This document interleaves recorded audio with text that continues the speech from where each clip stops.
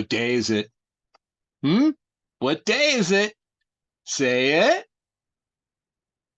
It's Hump Day. Yes, it is Wednesday, and we have survived the first half of this week, and hopefully we've thrived. But the reality is that it is by close of business today, officially middle of the week, and we are headed for another weekend.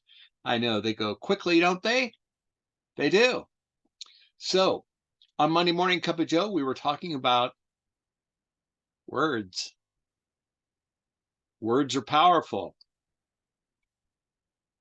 So let's talk more about words. What do I feel like I'm on Sesame Street?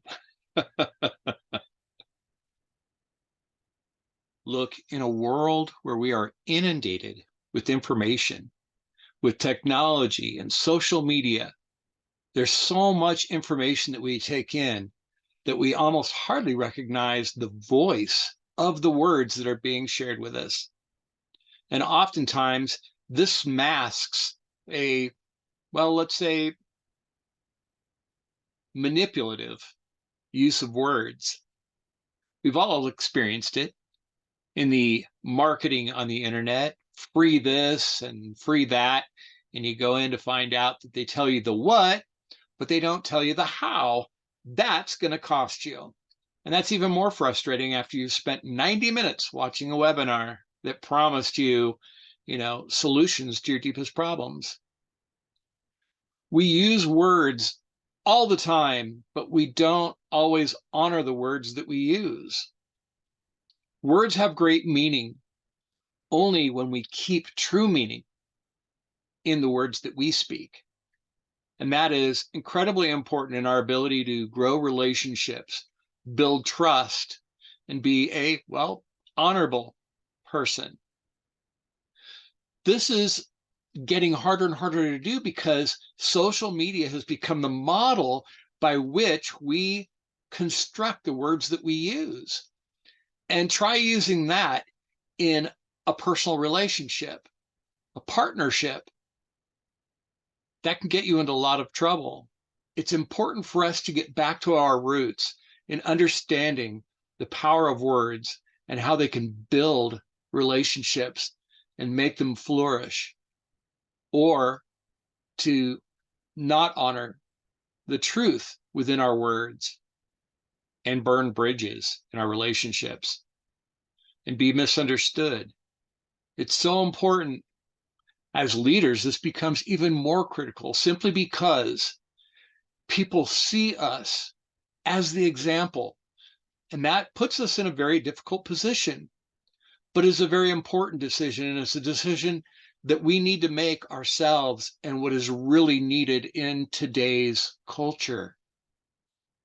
We don't have depth of our words, and we need to.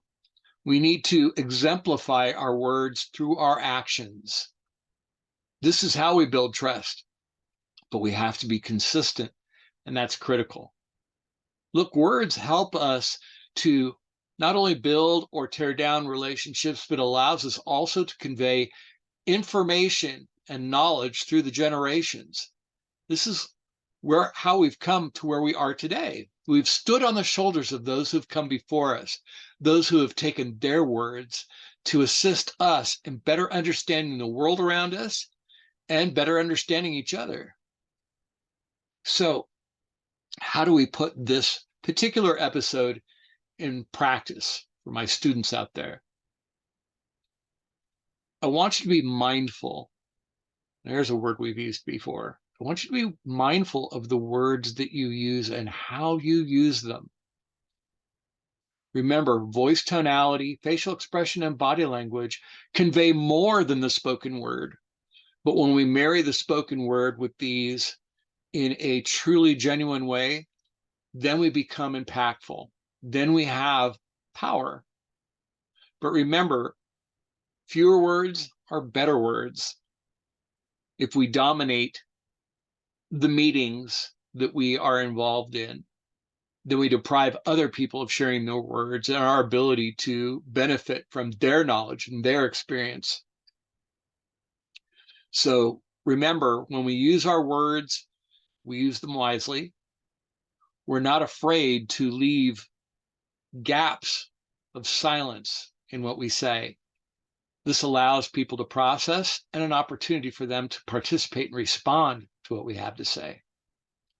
So, getting back to the assignment, my friends, this week, I want you to be cognizant, mindful of the words that you use.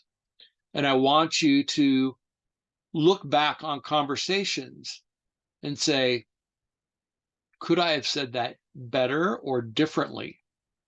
Especially in situations where we realize the individual may not have taken it the way it was intended. As leaders, we're coaches and mentors.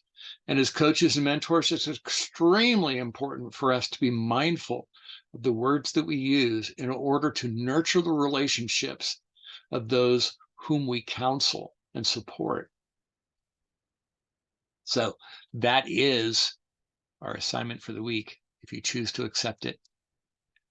Being mindful. I also found personally that journalizing helps me in preparing for important conversations, but also in reflecting on how the communication, how the conversation went, and how I could have perhaps chosen better words or less words.